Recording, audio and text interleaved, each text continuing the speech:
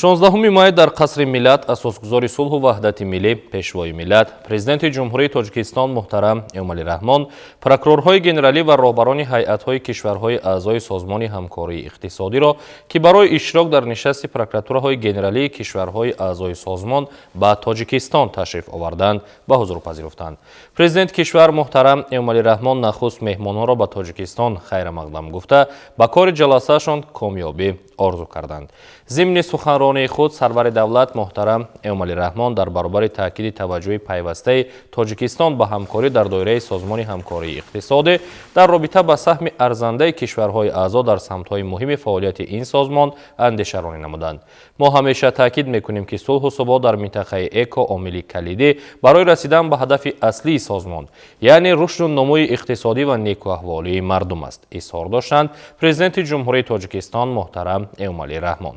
Сарвари давлат ҳамзамон аз иқтидорҳои фарохи иқтисодӣ дар доираи Созмони ҳамкории иқтисодӣ ёдовар шуда нақши мақомоти прокуратура дар иҷрои вазифаҳои бағоят пурмасъули назорати риояи иҷрои қонунҳо ва дар ин замина таъмини волояти қонун, ҳимояи соҳибихтиёрӣ, истиқлолият, ҳуқуқу озодиҳои инсон ва шаҳрванд, арзишҳои демократӣ ва манфиатҳои давлату ҷомеа таъкид намуданд. Президенти кишвар муҳтарам Эмомалӣ Раҳмон ба вазъи мураккаби сиёсӣ дар арсаи ҷаҳон, афзоиши таҳдидҳо ба амнияти кишварҳо, оқибатҳои фалокатбори терроризм, зуҳуроти ифротгароӣ ва тундгароии сиёсию динӣ, ҷинояткории муташаккили фаромиллӣ, ҳамчунин амалҳои тахрибкоронаи ҳаракатҳои иртиҷоӣ тамаркуз намуда, идомаи ҳамкориҳои ҳамгироёнаи кишварҳои аъзо бахусус мақомоти соҳавии онҳоро зарур шумурданд. Пешвои миллат таъкид намуданд, ки дар муқовимат ба ҷиноятҳои муташаккили фаромарзӣ, аз ҷумла қошоқи маводи мухаддиру силоҳ ва киберҷиноятҳо, Тоҷикистон шарики табиии ҳамаи кишварҳо мебошад. дар мулоқот бори дигар омодагии Тоҷикистон ҷиҳати тақвияти ҳамкории ҳуқуқӣ